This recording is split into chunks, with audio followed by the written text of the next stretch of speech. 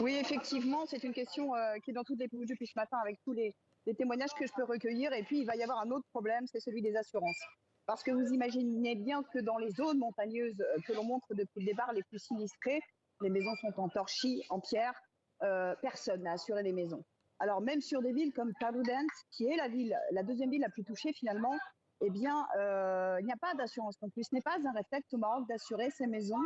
Et il faut savoir que du côté des assureurs, on explique la chose suivante. Il y a aujourd'hui moins d'assurés au Maroc qu'en Turquie, où un séisme a eu lieu il y a quelques mois, faisant 50 000 morts. Donc ça va être très compliqué. Et on le voit, Maud, beaucoup de solidarité à travers tout le royaume, hein. Oui, effectivement. Moi, je me trouve ici à Tanger. Et il faut savoir que je suis dans le centre finalement où il va y avoir la plus grande collecte qui s'organise depuis samedi. Alors, comment ça marche? Il y a des gens qui sont venus cette nuit pour charger. Il y a une centaine de personnes qui sont encore là toute la journée. En fait, on prévoit dès ce soir de faire partir 15 camions de 20 tonnes. Et qu'est-ce qu'on trouve dedans?